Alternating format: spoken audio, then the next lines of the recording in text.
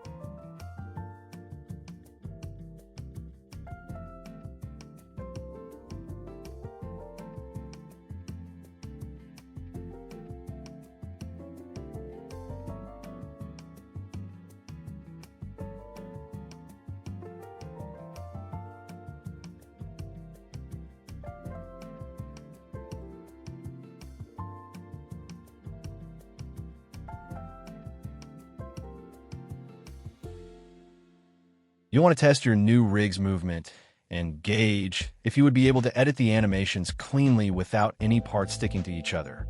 Meshy.ai is notorious for making models with their hands stuck to their hips or even completely backwards rigs. This is why I recommend to use RowItIn.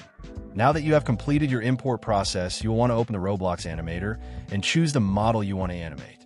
Add all body parts and choose your starting pose. You'll be making an idle pose, which requires minimal movement over a longer period of time. Since it is idle, I'll need to make sure I set the priority to idle, as well as make sure the looping box is selected. To make a good loop, I'll also need to copy my starting pose's keyframes and paste them at the end of my timeline.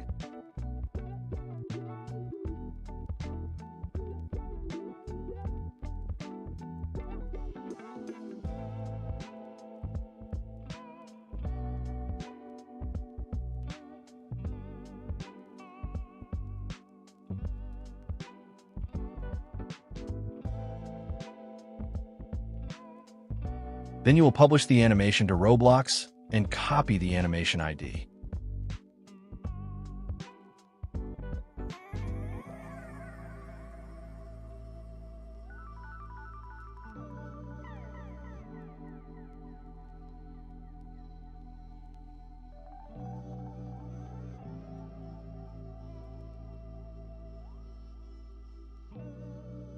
I had to publish and copy again because I had forgotten to select the looping box in the animator.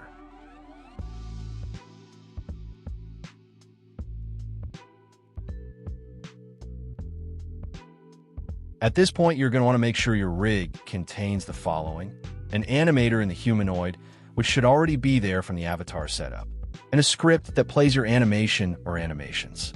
If you have multiple, it is always a good practice to include an animations folder within your rig with animation objects named after the animations you want, for example, walk, idle, run, death, etc. I will provide the script I used here in the description below. It is also important to mention that if any of the parts are anchored, the rig will not move. The animations will not play.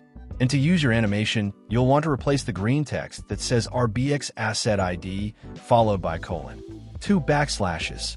and numbers. These numbers are your animation you copied earlier. This script finds the animation without searching the animations folder, however, so placing your ID within the script will work alone.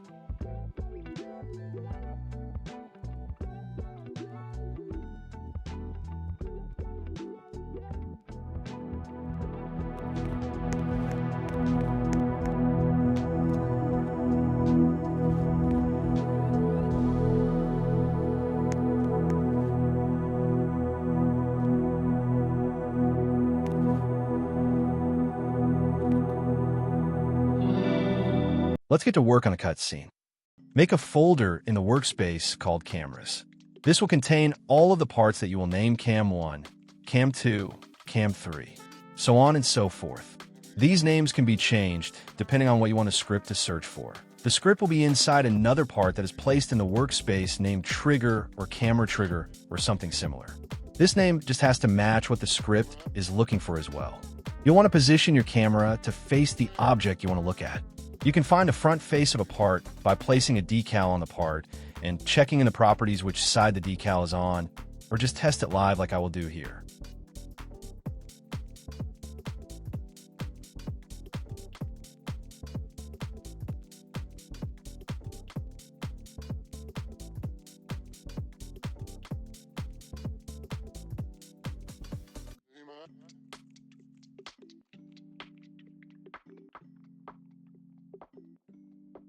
I will also provide the client-side script that should be placed in StarterPlayerScripts, as well as this server-side script that we mentioned before that belongs inside the trigger part.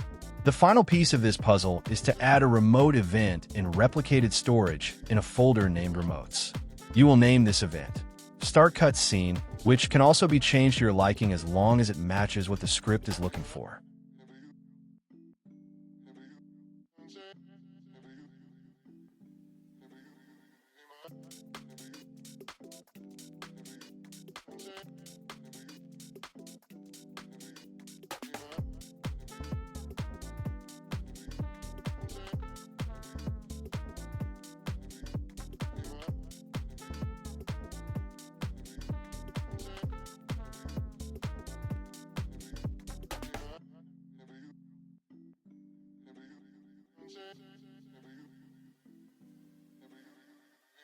Make sure your cameras are facing where you want them to look and your trigger and cameras are anchored.